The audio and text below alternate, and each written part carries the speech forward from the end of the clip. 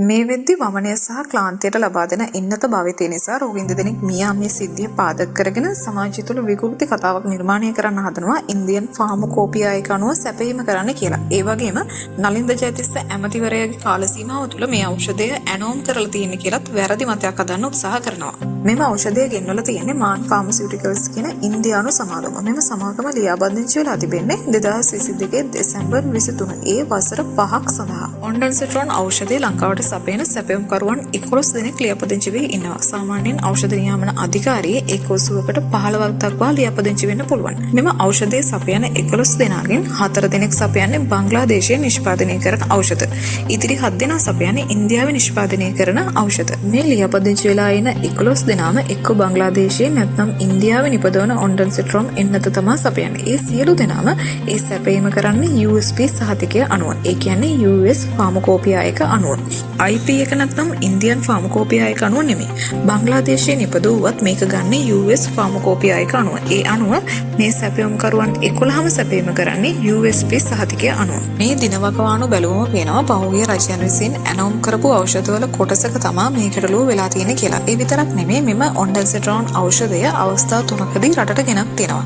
ඒ අනුව 2021 මාර්තු 18 වෛද්‍ය සැපයුම් අංශය ඇනෝමක් කරලා තියෙනවා. මේ සඳහා සැපයුම්කරුවන් 6ක් ඉදිරිපත් වෙලා තියෙනවා. අඩුම ලන්සුව මෑන්කයින්ඩ් ෆාමා ඉන්දියා. ඒත් ඔවුන් ඉදිරිපත් කරපු ඖෂධය නිසි ප්‍රමිතියෙන් තිබ්බේ නැති නිසා ඒ සමාගම ඉවත් වෙනවා. පස්සේ දෙවන සැපයුම්කරු විදිහට මාන් ෆාමසිටිකල්ස් එකට තමයි තාක්ෂණික කමිටුවේ අනුමැතිය ලැබෙන්නේ. ටෙන්ඩර් අවෝඩ් කිරීම කරන්නේ ඔක්තෝබර් 13 2025 මාර්තු 6 සහ ජූලි 29 මාසවල එම ඇනෝම ලැබෙනවා. 2022 ඕඩර් එක සයිරොන් ඩ්‍රග්ස් ඇන්ඩ් ෆාමසිටිකල්ස් සමාගම මගින් ඇනෝම් කරනවා. නමුත් මෙම ගැටලු ඇති වෙලා තියෙන්නේ මාන් ෆාමසිටිකල්ස් එකෙන් ඇනෝම් කරපු ඒ වගේ පමණයි. තුන්වන ඇනෝම 2024 මැයි 28 ඇනෝම් කරලා තියෙනවා වගේම 2024 ජූලි 2 අගෝස්තු 15 අතර ප්‍රසම්පාදනය කරනවා. 2024 දෙසැම්බර් 6 ටෙන්ඩර් අවෝඩ් කිරීම කරනවා මාම් ෆාමසිටිකල් සමාගම. එම ඇනෝම 2025 සැප්තැම්බර් 10 ලැබෙනවා. මේ අනුව සංකූලතා ඇතිව තිබෙන්නේ කාණ්ඩ 4කට. පළමු ආනයනයේ කොටස් 2යි දෙවන ආනයනයේ කොටස් 2යි.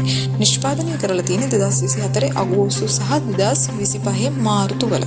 මෙම ඖෂධ පිළිබඳව ඖෂධ නියාමන අධිකාරියේ පවතින පරීක්ෂණාගාරවල පරීක්ෂණ සිදු කරනවා. නමුත් NMR ලැබ් වල පවතින පහසුකම් අනුව සියලුම සාම්පල් පරීක්ෂා කිරීමට හැකියාවක් නැහැ.